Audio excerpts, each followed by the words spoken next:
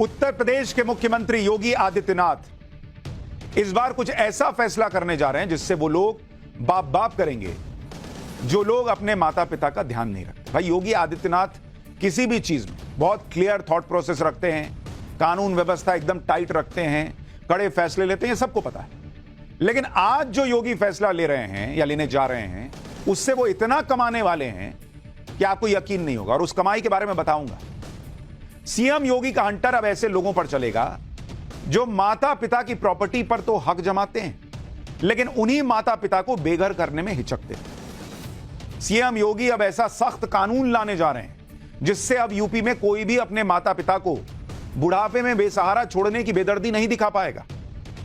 आप सोच रहे हैं ऐसा उत्तर प्रदेश में करने जा रहे हैं योगी आदित्यनाथ, जबकि भारत वो देश है जहां माता पिता को भगवान से पहले माना जाता है।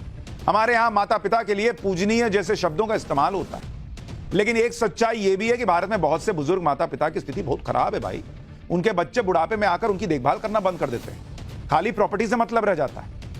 बुढ़ापे में उनकी जिम्मेदारी तो उठाना दूर, उन्हें घर से बाहर तक निकाल देते हैं, ओल्ड एज होम में भेज देते हैं, वृद्धाश्रम भेज देते हैं।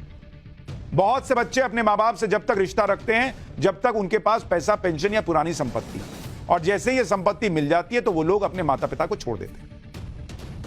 लेकिन बॉस, यूपी में अब ऐसे लोगों की खैर नहीं है जो अपने माता पिता के साथ ऐसा गलत व्यवहार करते हैं, क्योंकि योगी आदित्यनाथ सरकार ऐसा सख्त कानून लाने जा रही है जिसमें माता पिता के साथ बुरा व्यवहार करने वाले बच्चों को उनकी संपत्ति से ही बेदखल किया जा सकता है। इसके अलावा ऐसे लोगों को अपने माता पिता की देखभाल के लिए भत्ता भी देना पड़ेगा। सबसे बड़ी बात, इस पूरे प्रोसेस में यूपी सरकार और यूपी की पुलिस भी ऐसे माता पिता की मदद करेगी। अब आप सोचिए योगी आदित्यनाथ कितना कमाने वाले हैं, लेकिन क्या कमाई, नोट नहीं बॉस, आशीर्वाद कमाने वाले हैं। एक ऐसा मुख्यमंत्री जिसको यह समझ में आ रहा है कि मां बाप के साथ बच्चे क्या करते हैं, इसको रोकना है तो कड़ा कानून लाना पड़ेगा। ये हैं योगी आदित्यनाथ, और वो ये इसलिए भी करते हैं क्योंकि उनका खुद अपने परिवार से, भले अब वो चूंकि मुख्यमंत्री हैं दूर रहते हैं, लेकिन अपनी मां से मिलने जाते हैं तो कैसे मिलते हैं, फोटो डालिए जरा देखिए। वो दिखता है कि आज भी मां के लिए समर्पण है, सीधे पैर में गिर जाते हैं। तो जिस आदमी को अपने मां बाप से लगाव होगा वही ना समझेगा कि बूढ़े मां बाप के साथ जो लोग छोड़ देते हैं क्या बीतती होगी। अरे भाई, बुढ़ापे में माता पिता कहां कहां चक्कर काटेंगे, उनकी मदद के लिए कोई तो चाहिए, इसलिए जिम्मेदारी योगी सरकार ने उठाई।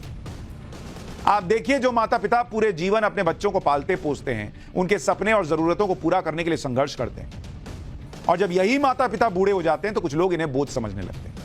ऐसे लोगों को ठीक करने के लिए योगी सरकार ने कानून पर काम करना शुरू कर दिया है। इसके लिए माता पिता और वरिष्ठ नागरिकों का भरण पोषण और कल्याण नियमावली 2014 में योगी सरकार कुछ बदलाव करने जा रही है। इस कानून में किस तरह के नए प्रावधान होंगे, इसे लेकर यूपी समाज कल्याण विभाग ने सीएम योगी के सामने एक प्रेजेंटेशन दी है, बताया जा रहा है। इसके मुताबिक जो बच्चे अपने माता पिता के साथ बुरा व्यवहार करते हैं उन्हें माता पिता की संपत्ति से हाथ धोना पड़ेगा। यह नहीं चलेगा बॉस योगी सरकार में कि मां बाप को बस संपत्ति पे साइन करा लिए, बाबूजी एक और जीरो करके वो ऐड नहीं आता था, और उसके बाद बाबूजी को जीरो मानने लग गए। अब बच्चों को मामा और बाप बाप भी करना पड़ेगा। अगर माता पिता अपने बच्चों को संपत्ति सौंप चुके हैं तो उस संपत्ति की रजिस्ट्री कैंसिल करके उसका अधिकार लेकर फिर से माता पिता को सौंपा जाएगा। भाई कई बार मां बाप प्यार में कर दिए, बाद में बच्चे का रूप पता चलता है कि अरे ये तो गजब ही निकला यार, ये तो हमको पूछ ही नहीं रहा है, लेकिन तब तक तो रजिस्ट्री हो जाती है। अब योगी सरकार ला रही है नियम कि रजिस्ट्री कैंसिल करो, मां बाप को वापस दे देंगे। यानी जो बच्चे मां बाप से अपने नाम वसीयत कराने के बाद उन्हें अकेला छोड़ देते हैं वो अब ऐसा नहीं कर पाएंगे।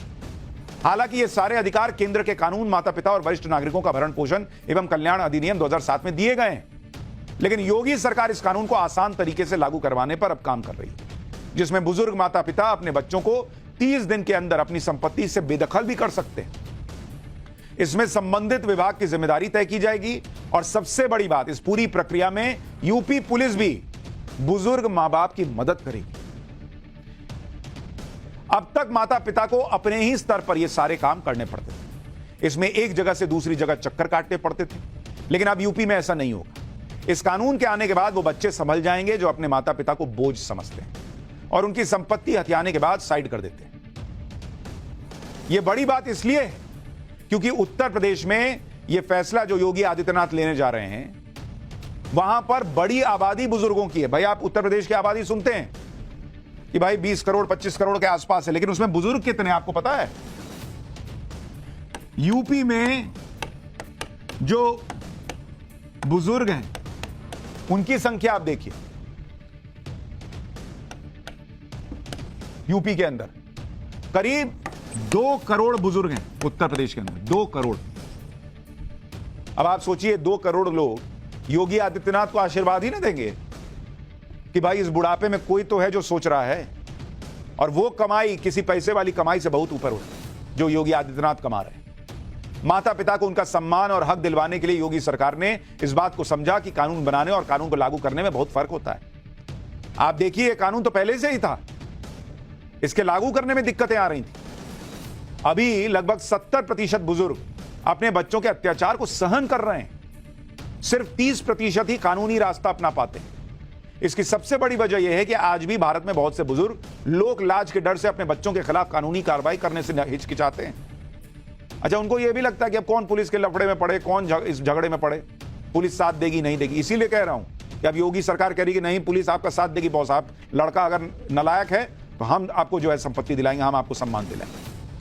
माँ बाप को लगता है कि अगर वो अपने ही बच्चों के खिलाफ कानूनी कार्रवाई करेंगे तो परिवार का नाम खराब होगा। अरे बच्चा आपके साथ खराब कर दिया, क्या नाम छोड़ा? समाज के लोग इस तरह की बातें करेंगे, उन्हें यह भी डर रहता है कि बच्चे हमेशा के लिए उनसे दूर हो जाएं।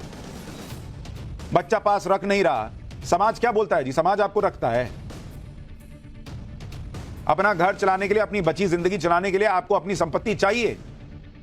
जब नहीं बच्चा को समझ में आ रहा है तो उसको समझाइए फिर कानून के जरिए। इसके अलावा जानकारी ना होने की वजह से बहुत से बुजुर्ग चुपचाप अपने बच्चों से अपमान सहते रहते हैं। दूसरी बड़ी समस्या यह भी है कि इस तरह की कानूनी प्रक्रिया के लिए बुजुर्ग माता पिता की कोई मदद नहीं हो पाती, क्योंकि इसके लिए सीधे सीधे जिम्मेदारी तय नहीं थी। लेकिन योगी सरकार इसमें बदलाव लाकर सरकारी सिस्टम की भूमिका तय करने जा रही है। बुजुर्गों को लेकर योगी सरकार जो कानून में बदलाव करने जा रही है वो पूरे देश में लागू होना चाहिए, क्योंकि देश भर में बुजुर्गों की स्थिति बहुत खराब है। भारत में इस वक्त करीब 13 करोड़ 80 लाख बुजुर्ग आबादी, जो अगले 10 साल में बढ़कर 19 करोड़ से ज्यादा हो जाएगी। अभी करीब 47% यानी 6 करोड़ 48 लाख बुजुर्ग अपने बच्चों पर निर्भर हैं, क्योंकि उनके पास कमाई का कोई साधन नहीं। इसके अलावा 4 करोड़ 70 लाख बुजुर्ग ऐसे हैं जो अपनी पेंशन या कमाई के दूसरे साधनों पर निर्भर हैं।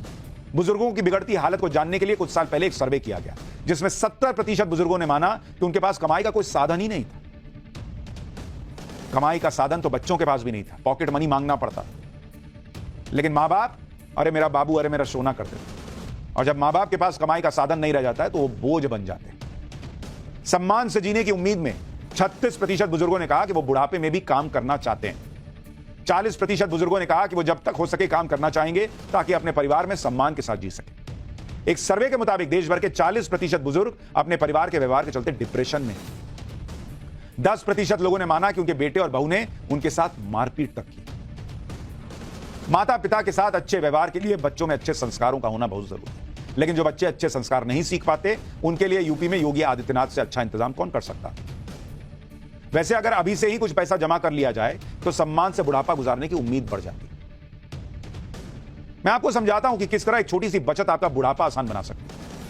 मान लीजिए आपकी उम्र 25 साल है और निवेश की रकम 5,000 रुपए प्रति महीने और 60 साल तक की उम्र तक आप निवेश करते हैं तो कुल निवेश 21 लाख का होता है, लेकिन 60 साल बाद करीब 8% के रिटर्न पर 28 लाख रुपए मिलते हैं। ये रिटर्न आपको हर महीने या हर साल में लेना है, यह आप पर निर्भर करता है। आप चाहें तो अपनी कमाई के आधार पर अपनी सेविंग बढ़ा सकते हैं, लेकिन कुछ ना कुछ सेविंग जरूर कीजिए।